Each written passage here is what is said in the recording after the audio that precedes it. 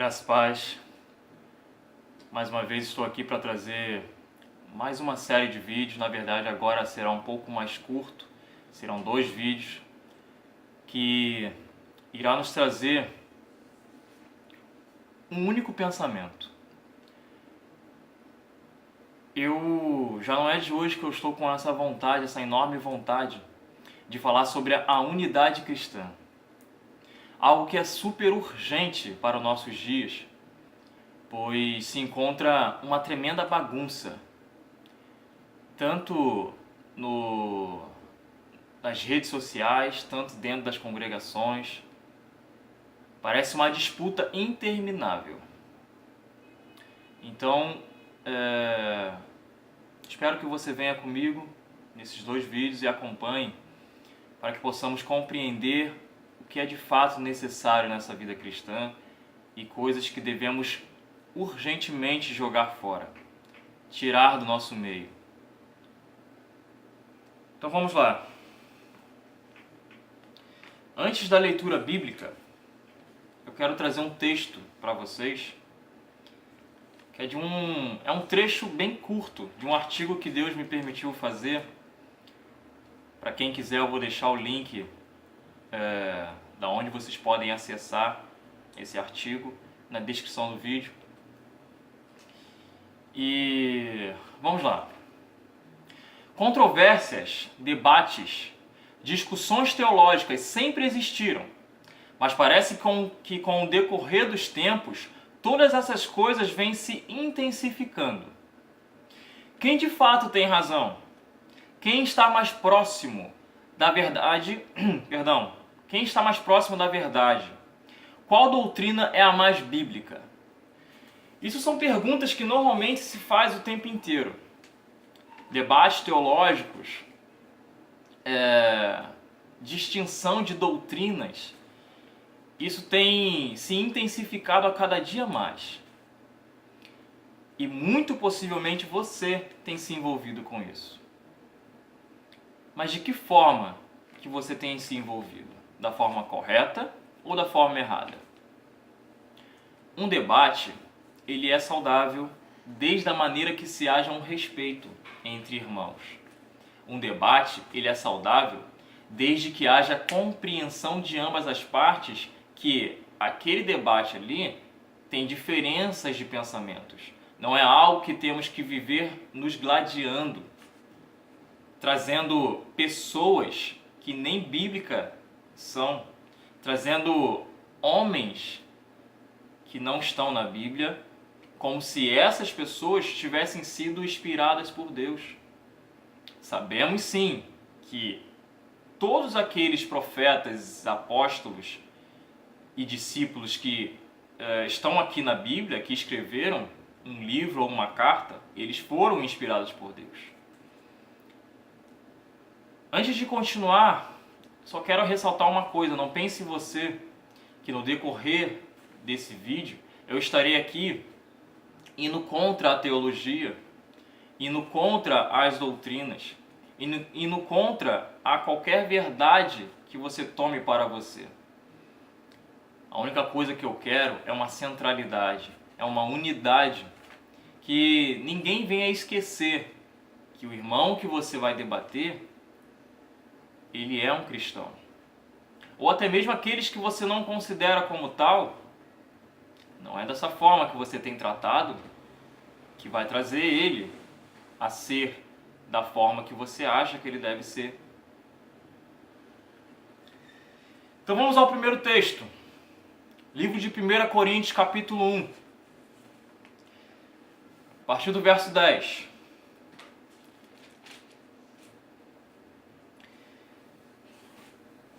Como de costume, deixe sua Bíblia aberta e vamos orar. Senhor eterno Deus, em nome de Jesus Cristo, meu Senhor, eu imploro a Ti que se abra, Deus, os olhos, o entendimento de cada um, Senhor. Que venham receber esta palavra de todo agrado. Que não venham ninguém, Senhor, torcer os seus narizes achando que estou eu aqui querendo ser juiz de alguma coisa. É a Tua palavra que vai dizer, Senhor, o que devemos fazer e o que não devemos fazer. Por isso, Deus, eu imploro a Ti que qualquer pessoa que queira atribuir alguma coisa a mim mesmo, que seja repreendida, que ela possa olhar somente para a Tua Santa Escritura, pois de mim mesmo não tem nada a ser observado, a não ser falhas e erros, Senhor. Para a Tua santa glória são todas as coisas. Te glorifico, Deus, em nome de Jesus. Amém. Então vamos à leitura. Rogo-vos, irmãos, pelo nome de nosso Senhor Jesus Cristo, que faleis todos a mesma coisa e que não haja entre vós divisões. Antes, sejais inteiramente unidos, na mesma disposição mental e no mesmo parecer. Verso 11. Pois a vosso respeito, meus irmãos, fui informado pelos da casa de Cloe de que há contendas entre vós. Refiro-me ao fato de cada um de vós dizer: eu sou de Paulo, e eu de Apolo, e eu de Cefas, e eu de Cristo. Acaso Cristo está dividido? Foi Paulo crucificado em favor de vós? Ou fostes, porventura, batizados em nome de Paulo?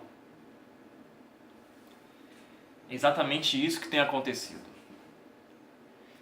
Esses textos lidos aqui é a imagem perfeita e clara do que tem acontecido em diversos debates, em diversos meios de debates, tanto em redes sociais, tanto de forma presencial. Está tendo uma divisão enorme com a Igreja de Cristo. Estão literalmente dividindo a igreja. Mas vamos entender um pouco melhor esses textos. Vamos lá no verso 10 novamente. Paulo aqui inicia essa exortação com uma palavra, rogo-vos. É como se ele estivesse falando, por favor, prestem atenção no que eu tenho a dizer.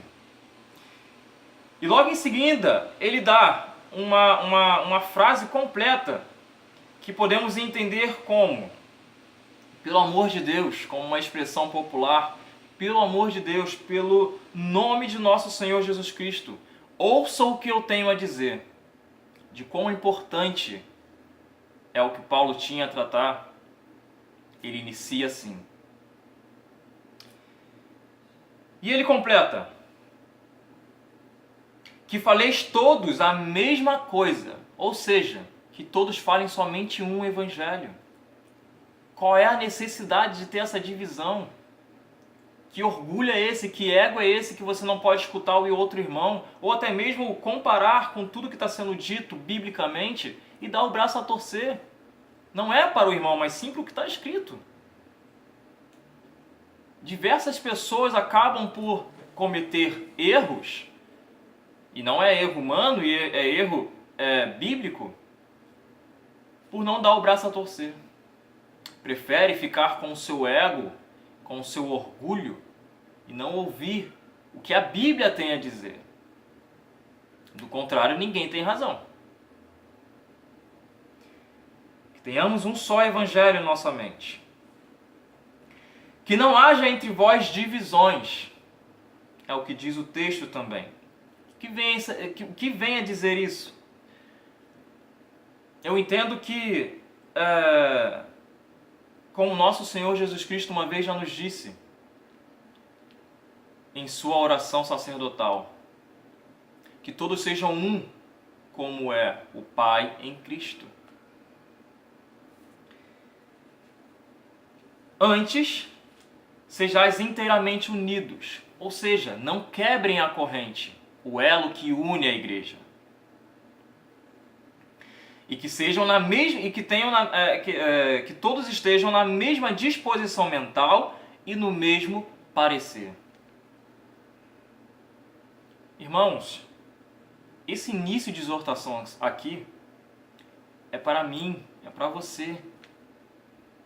Você gosta de debater? Você gosta de expor as ideias que Deus tem colocado em seu coração? Ou que você tem aprendido com um outro irmão? Amém. Não pare de fazer. Porém, faça considerando o seu irmão. Você não é o único que tem o Espírito Santo. Se é que tem. Pois da forma que tem sido debatido hoje em dia, tenho lá minhas dúvidas se tais pessoas que acabam por debater têm de fato o Espírito Santo, pois nem sequer um dos frutos acaba mostrando no meio do debate. Eu falo por mim mesmo, já fui tão hostilizado, xingado de diversas formas. O que é isso? As pessoas se acham cristãs falando dessa forma, como se fosse uma pessoa mundana. Tudo para elas é heresia. Não sabe nem o que significa a palavra heresia. No verso 11. Pois a vosso respeito, meus irmãos, fui informado pelos da casa de Cloe, de que há contendas entre vós. A palavra contenda aqui, ela pode ser substituída por algumas coisas que eu destaquei aqui. Essa palavra ela pode significar batalha, rivalidade, ou pode ser uma expressão de quando alguém tem ódio em seu coração. É isso que Paulo está falando aqui. Os debates e as divisões na igreja de Corinto estavam tão intensos que chegou a parecer de fato uma batalha. Muitos, com toda certeza, deveriam estar com ódios em seus corações. Uma divisão tremenda, algo horrível. E é o que está acontecendo nos dias de hoje. É só você entrar em qualquer grupo de debate aí que você vai ver o que eu estou te dizendo. No verso 12, refiro-me ao fato de cada um de vós dizer, olha só, eu sou de Paulo, e eu de Apolo, e eu de Cefas, e eu de Cristo. Eu coloquei algumas considerações aqui para esse verso, fazendo uma comparação, não de forma literal, de maneira nenhuma, porque é impossível comparar alguém que andou com Cristo com quem vive nos dias de hoje. A gente sabe que eles foram de fato inspirados por Deus. Os demais só buscaram pelo menos seguir a linha de raciocínio deles. Então eu substituí aqui, colocando, por exemplo, aquele que diz que é de Paulo, esse se intitula que é de Calvino, um calvinista. Aquele que diz que é Apolo, ele se intitula arminiano, que é de Armínio. E o outro que se diz ser de Cefas, eu substituí colocando ser aquele que diz ser William Seymour. Esse aqui é o iniciador do pentecostalismo. Por que eu coloquei esses três aqui? Porque são os mais debatidos nos dias de hoje. O calvinismo, o arminianismo e o pentecostalismo. São as três teologias mais debatidas nos dias de hoje. Irmãos, as coisas estão feias. A busca para ver quem tem a razão está demais. O conceito de ser cristão está sendo perdido. E novamente eu vou falar pela segunda vez. Eu não estou aqui dizendo que a teologia não deva ser seguida. Saiba separar as coisas. Só estou tratando que na hora do debate é uma desconsideração tremenda.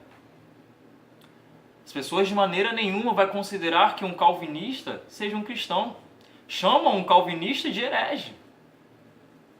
Falam que a doutrina calvinista é algo do demônio. O que é isso? Vocês já procuraram entender de forma clara e mente aberta o que é a teologia calvinista? Do mesmo modo, a arminiana. Foram homens piedosos. João Calvino e Jacobo os armínios foram homens piedosos. E hoje em dia a gente tem brigado por isso, de forma desnecessária. William Seymour, o iniciador do pentecostalismo, procura saber da história desse homem. Não é porque hoje em dia muitas coisas estão sendo deturpadas, tanto para um, tanto para outro, que a gente tem que ficar se gladiando por causa de meia dúzia que procura colocar divisões em nosso meio. A gente não pode aderir a isso. Temos que estar em unidade. Enquanto nós nos separamos, o islamismo está chegando mais próximo ainda do nosso país. Em muitas cidades já tem. E os caras estão mais unidos do que nunca. Satanás está mais unido com tudo isso aí, que é contra ao cristianismo, está mais unido do que nunca. Enquanto isso, ficamos nos gladiando e nos matando, espiritualmente falando. Então vamos lá. Eu destaquei um pouquinho de cada aqui, Calvino, Armínio e William Joseph Seymour. Somente para a gente conhecer um pouquinho mesmo, pouca coisa desses três homens de Deus. Calvino nasceu em Noyon, dia 10 de julho de 1509. Se converteu ao protestantismo em torno de 1532 e 1533. Armínio nasceu em Oudevaart, Holanda, em 1560 e veio a falecer em 1609. Estudou na Academia de Genebra, coisa que muitos arminianos, ditos arminianos, nem sabem. Estudou na Academia de Genebra, em torno de 1584 a 1586. E uma surpresa novamente para os arminianos, olha só, onde recebeu aulas do próprio reformador Teodoro Beza, sucessor de João Calvino. É uma briga sem fim dessas duas teologias, principalmente não tirando o calvinismo de cena, mas é uma briga tremenda entre essas duas teologias que muitos arminianos não compreendem a própria teologia que seguem e acusam a teologia calvinista. Tem muitos calvinistas que acabam realmente, infelizmente, distorcendo. Esses são chamados de hipercalvinistas. É o hipercalvinismo. Uma forma totalmente distorcida da teologia de Calvino.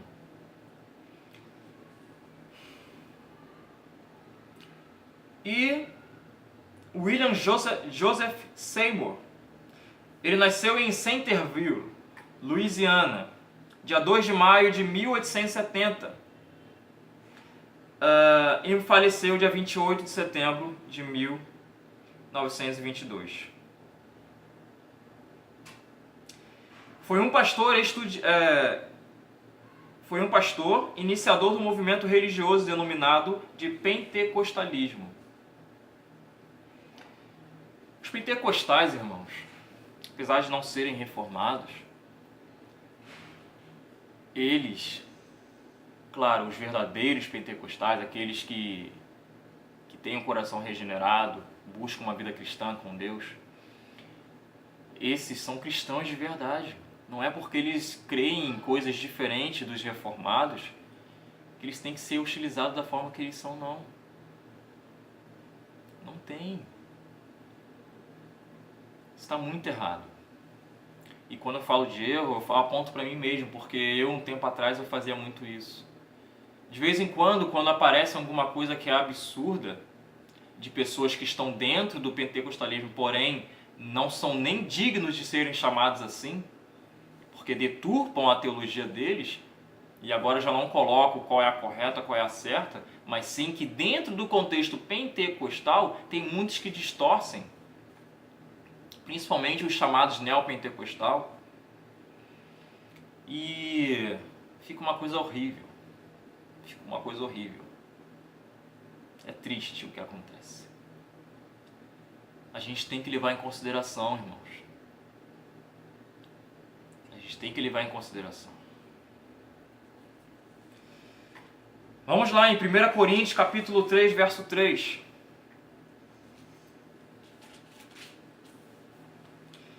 Nos dirá o seguinte: porquanto, havendo entre vós ciúmes e contendas, não é assim que sois carnais e andais segundo o homem? O que isso diz para você? O que isso te diz? todas as vezes que você debate da forma que você tem debatido, não é assim que você tem sido carnal? Se acha o cristão regenerado, mas da forma que você tem debatido, te torna um carnal, um ímpio, um incrédulo. Porque você joga tudo fora, tudo aquilo que Cristo fez na cruz e todo o evangelho ensinando humildade e humilhação diante de Deus, é claro, você joga fora. Você se acha o maioral, você se acha o Senhor de todas as coisas. Acha que a razão sempre está contigo.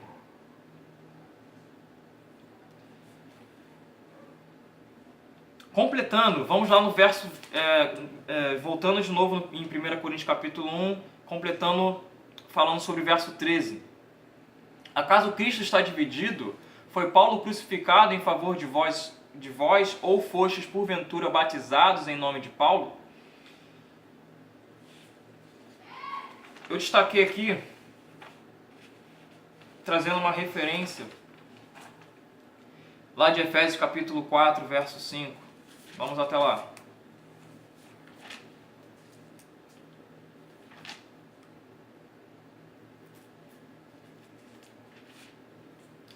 E lá nos dirá: há um só Senhor, uma só fé, um só batismo. Não tem como, meu irmão, a Igreja de Cristo ficar dividida da forma que está sendo feita. A doutrina que Cristo ensinou foi uma só. A doutrina que os apóstolos ensinaram foi uma só. Foi uma só.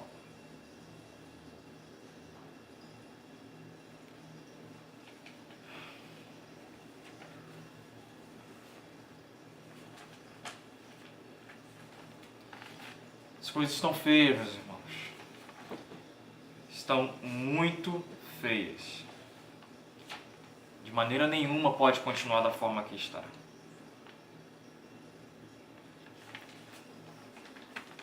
Se continuarmos do jeito que estamos, iremos perder feio. Pois creio que, assim como vocês, uma grande tribulação, uma grande perseguição está muito próximo de acontecer em nosso país. E com essa divisão, terá calvinista entregando arminiano, um pentecostal entregando um arminiano e vice-versa. Na primeira oportunidade, muito provavelmente as pessoas que estão ao nosso lado poderá até mesmo estar nos aprisionando. Essa falta de união é bem capaz de trazer isso. Por fim, vamos lá em 1 Coríntios capítulo 12.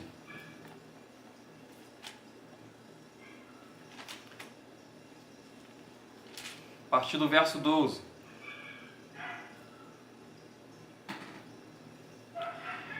E lá nos dirá: porque assim como o corpo é um e tem muitos membros, e todos os membros, sendo muitos, constituem um só corpo, assim também com respeito a Cristo.